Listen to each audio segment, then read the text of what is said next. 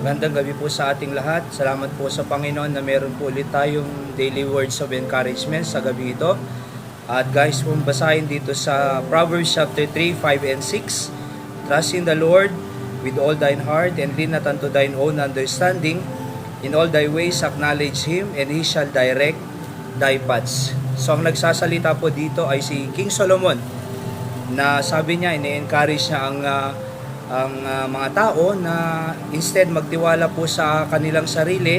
Sabi ng Bible, trust in the Lord with all thine heart. Isang napakahalagang bagay po ito sa buhay ng isang Kristiyano na siya po ay magtitiwala sa ating Panginoon ng lahat, buo, all thine heart. Hindi po sabi ng Bible na half, sapagkat kung nagtitiwala nga tayo sa Diyos pero half-hearted ay hindi po ganyan ang tinuturo po ng Biblia.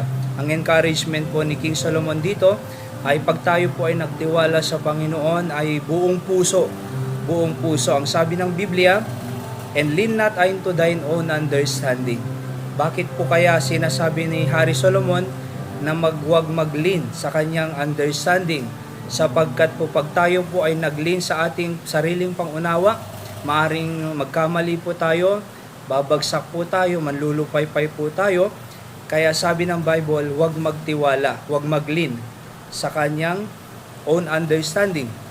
In all thy ways, lahat daw po ng bagay na ating tatahakin, acknowledge Him, God. So, i-acknowledge po natin. Kaya paggising po natin ng umaga, acknowledge God. Panginoon, gabayan niyo po ako sa maghapong ito. Panginoon, tulungan niyo po sa maghapong ito. Huwag po tayong papasok sa school, mga estudyante na walang gabay ang Diyos. Huwag pong papasok sa trabaho na walang gabay ng Diyos. Dapat ay parang si King Solomon dito, acknowledge Him, in all thy ways acknowledge Him, and He shall direct thy paths. Yun po ang kagandahan sa bawat umaga po ng ating buhay na ina-acknowledge po natin ang Panginoon, and the Bible says, He will direct thy paths. Pag ang Diyos po ang nag-direct ng ating buhay, hindi po tayo maliligaw, hindi po tayo mawawala, kundi siguradong tungo doon sa gusto ng Panginoon sa atin. Kaya ang ating pong encouragement po dito na prinsipyong pwede nating makuha mga kapatid ay magtiwala sa Diyos ng buong puso at huwag sa sarili.